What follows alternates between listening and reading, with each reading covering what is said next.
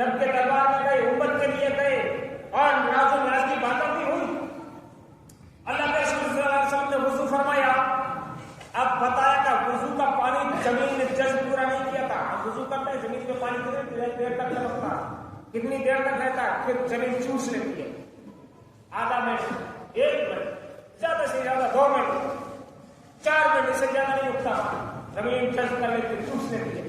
اللہ کے رسول نے وضو فرمایا اور کنڈی جو ہلی اور جس بستر سے آپ اٹھے، معراج کر کے ساتوں آسمان گئے، سدرا تک گئے، لامکہ تک گئے اور جا کے آ بھی گئے۔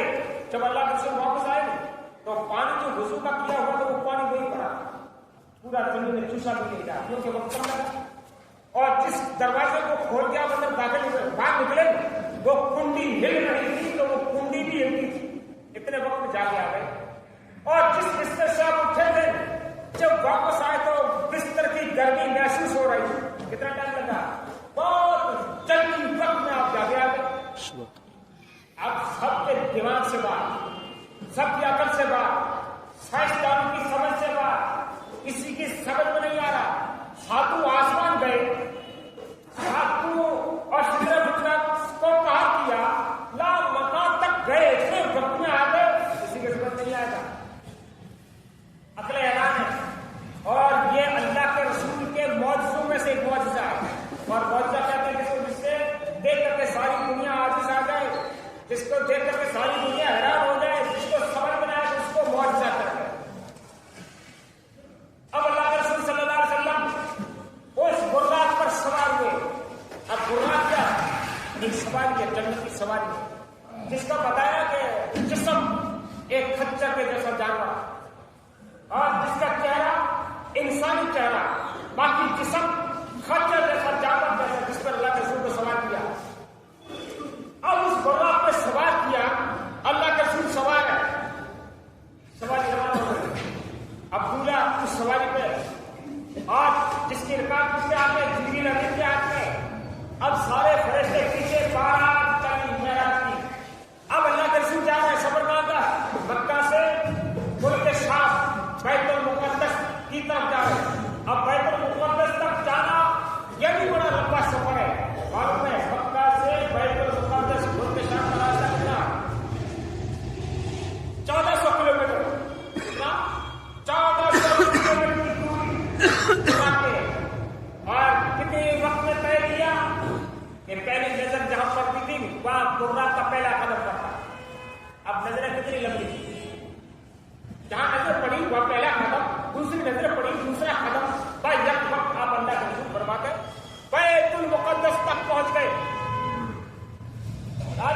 راستے کے اندر کئی جگہیں ایسی آئی، اللہ کے رسول خود فرماتے ہیں ایسی جگہیں آئی، حضرت موسیٰ علیہ السلام کہ جہاں کوئی طور پر آپ کو نبوت ملی تھی، حضرت موسیٰ علیہ السلام کو کوئی طور پر جب پہنچے نہیں تو جبریل امین عرض یا رسول اللہ، یہ بڑی مبارک جگہ ہے جہاں پر حضرت موسیٰ علیہ السلام کو معراج ہوئی، یعنی ان کو نبوت ملی۔ اس پہ آپ نے نفل پڑھے، 2 رکعت نفل ادا کی، پھر وہاں سے چلے۔ اللہ کے رسول فرماتے ہیں کہ ہم ایسی جگہ پہ گئے جہاں عیسیٰ علیہ السلام کی جہاں پر پیدائش ہوئی تھی، وہ جگہ کا نام کیا ہے؟ بیت اللحم۔ ہم اس جگہ پر پہنچے، جبریل امین عرض کی یا رسول اللہ، یہ وہ جگہ ہے جہاں پر حضرت عیسیٰ علیہ السلام پیدا ہوئے۔ اللہ کے حبیب فرماتے ہم نے وہاں پہ 2 رکعت نفل پڑھی، پھر کہاں پہنچے؟ بیت المقدس کے اندر پہنچے۔ بیت المقدس ملک شام کے اندر جو تمام انبیاء کا کعبہ ہے، اور جس کو تعمیر کس نے کیا ہے؟ سلیمان علیہ السلام نے تعمیر کیا ہے۔ اس مسجد کے اندر پہنچے تو اب وہاں پر اولین آخری سارے پیغمبر موجود ہیں۔